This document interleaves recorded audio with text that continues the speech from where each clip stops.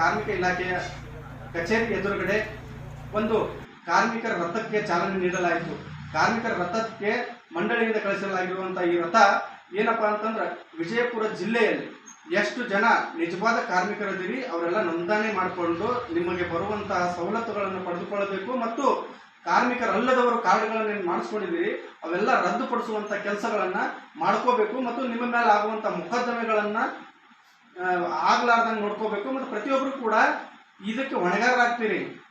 ಕಾರ್ಮಿಕರಲ್ಲದವರು ಪ್ರತಿಯೊಬ್ಬರು ಕೂಡ ಕಾರ್ಡ್ಗಳನ್ನು ಮಾಡಿಸ್ಕೊಂಡು ಸರ್ಕಾರದ ಸವಲತ್ತುಗಳನ್ನು ಪಡ್ಕೊಂಡ್ರೆ ನಿಮ್ಮ ಮೇಲೆ ಕ್ರಿಮಿನಲ್ ಕೇಸ್ಗಳನ್ನು ಹಾಕ್ತಾರೆ. ನಿಮ್ಮ ಮೇಲೆ ವಿಚಾರದಿಂದ ಇವತ್ತು ಕಾರ್ಮಿಕರ ಅಧಿಕಾರಿಗಳಾದ SG ಖೈನೂರ್ ಅವರು ಹಾಗೂ ಶ್ರೀಮತಿ ಜಗದೇವಿ ಸಜ್ಜನ್ರವರು ಅಂದರೆ ಕಾರ್ಮಿಕ ನಿರೀಕ್ಷಕರು ಇವರ ಆ ಕಾರ್ಮಿಕ ವಾಹನಕ್ಕೆ ಚಾಲನೆ ನೀಡಿದರು. ಈ ವಾಹನ ಸುಮಾರು 7ರಿಂದ 8 ದಿನಗಳ ಕಾಲ ವಿಜಯಪುರ ಜಿಲ್ಲೆಯ ಹಾಗೂ ತಾಲೂಕಾದ್ಯಂತ ಸಂಚರಿಸಿ ಪ್ರತಿಯೊಂದು ಕಾರ್ಮಿಕರಿಗೆ ಅರಿವು ಮೂಡಿಸುವಂಥದ್ದು ಏನಪ್ಪಾ ಅಂತಂದ್ರೆ LED ಲೈಟ್ ಮುಖಾಂತರ ಕಾರ್ಮಿಕರಲ್ಲದವರು ಕಾರ್ಡ್ಗಳನ್ನು ರದ್ದುಪಡಿಸ್ಕೋಬೇಕು ಮತ್ತು ನಿಜವಾದ ಕಾರ್ಮಿಕರು ಕಾರ್ಡ್ಗಳನ್ನು ಮಾಡಿಸ್ಕೊಂಡು ಸವಲತ್ತುಗಳನ್ನು ಪಡೆದುಕೊಳ್ಳಬೇಕನ್ನುವಂಥ ಜಾಥಾ ಹಮ್ಮಿಕೊಂಡು ಪ್ರತಿಯೊಬ್ಬರಿಗೂ ಕೂಡ ಮುಟ್ಟಿಸುವಂಥ ಕೆಲಸ ಸರ್ಕಾರದಿಂದ ಮಾಡ್ತಾ ಇದ್ದಾರೆ. ಇವತ್ತು ನಮ್ಮ ಬಿಜಾಪುರ ಜಿಲ್ಲೆಯಲ್ಲಿ LED ಮುಖಾಂತರ ಕಟ್ಟಡ ಕಾರ್ಮಿಕ ಸಂಬಂಧಪಟ್ಟಂತೆ ಕೆಲವೊಂದು ಮಾಹಿತಿಗಳನ್ನು ಎಲ್ಲ ಕಾರ್ಮಿಕರಿಗೆ ನಾವು ಈಗ LED ಮುಖಾಂತರ ಒಂದು ಕನಿಷ್ಠ ಜಿಲ್ಲೆಯಲ್ಲಿ ಒಂದು 5-6 ದಿನ ಈ ಕಟ್ಟಡ ಕಾರ್ಮಿಕ ಸಂಬಂಧಪಟ್ಟಂತೆ ಮತ್ತು ನೋಂದಣಿ ನವೀಕರಣ ಮತ್ತು ಬೋಗಸ್ ಕಾರ್ಡು ಕೆಲವೊಂದು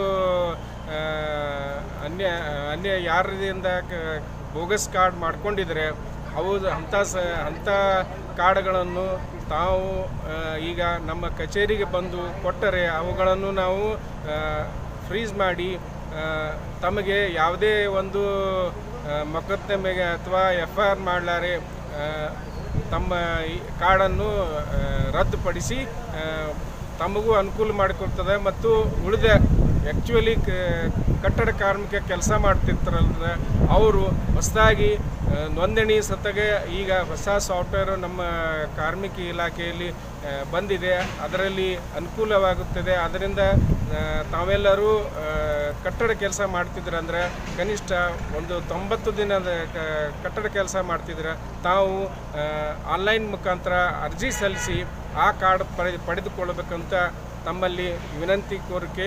ಈ ನಮ್ಮ LED ವಾಹನವು ಎಲ್ಲ ಕಡೆ ಮಾಹಿತಿಯನ್ನು ಬಿತ್ತರಿಸುತ್ತಾ ಜನರಿಗೆ ಅನುಕೂಲವಾಗುತ್ತದೆ ಅಂತ ನಂಬಿಕೆ ಇಟ್ಟು ಈ ವಾಹನವನ್ನು ನಾವು ಬಿಜಾಪುರ ಜಿಲ್ಲೆಯಂತ ಕನಿಷ್ಠ ಒಂದು 6 ದಿನ ಸಂಚರಿಸಿ ಎಲ್ಲರಿಗೆ ಮಾಹಿತಿಯನ್ನು ಕೊಡುತ್ತದೆ.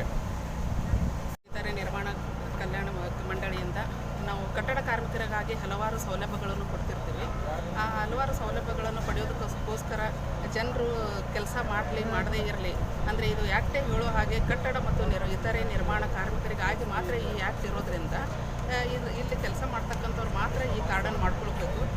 ಕೋವಿಡ್ ಬಿಫೋರು ಅಂದರೆ 2018 19 ಮುಂಚಿತವಾಗಿ ಸುಮಾರು 12 ಲಕ್ಷ ಇಡೀ ಕರ್ನಾಟಕ ರಾಜ್ಯದಲ್ಲಿ ಸುಮಾರು 12 ಲಕ್ಷ ಕಾರ್ಡ್ಗಳಿತ್ತು. ಕೋವಿಡ್ನಲ್ಲಿ ನಾವು ಒಂದು ಸರಿ 5,000 ಆಮೇಲೆ ಒಂದು ಸರಿ 3,000 ಹೀಗೆ ಅವರಿಗೆ ಸಹಾಯಧನ ಕೊಟ್ಟಿರೋದ್ರಿಂದ ಈ ಇಲಾಖೆಯಿಂದ ಕಾರ್ಡ್ ಮಾಡಿಕೊಂಡ್ರೆ ಸಾಕಷ್ಟು ಜನರಿಗೆ ಅನುಕೂಲ ಆಗುತ್ತೆ ಅನ್ನೋ ಒಂದು ಉದ್ದೇಶದಿಂದ ಕೆಲಸ ಮಾಡದೇ ಇರತಕ್ಕಂಥ ಕಾರ್ಮಿಕರು ಸಹ ಕಾರ್ಡ್ ಮಾಡಿಕೊಂಡ್ರು. ಹಾಗಾಗಿ ನಮ್ಮ ಇಲಾಖೆಯಲ್ಲಿ 2023 ಅಂತ್ಯದಲ್ಲಿ ಸುಮಾರು 46ರಿಂದ 50 ಲಕ್ಷ ತನಕ ಕಾರ್ಡ್ ಆಯಿತು.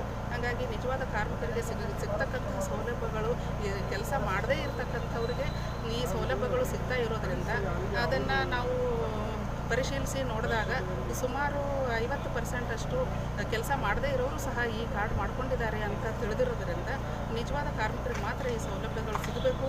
ಫೇಕ್ ಇರ್ತಕ್ಕಂಥವ್ರನ್ನ ಎಲ್ಲರೂ ಈ ಯೋಜನೆಯಿಂದ ಹೊರಗೆ ಹಾಕಬೇಕು ಅನ್ನೋ ಉದ್ದೇಶದಿಂದ ಈ ಒಂದು ಕಲ್ಯಾಣ ಕರ್ನಾಟಕ ರಥ ಅನ್ನೋದನ್ನು ನಾವು ಇವತ್ತಿನ ದಿವಸ ಚಾಲನೆಯನ್ನು ಕೊಡ್ತಾ ಇದ್ದೀವಿ.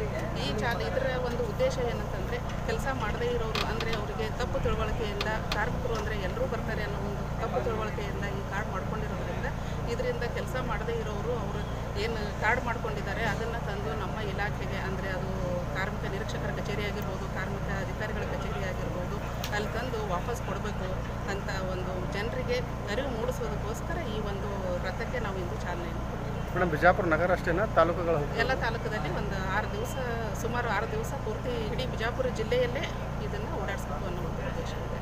ಸರಿ.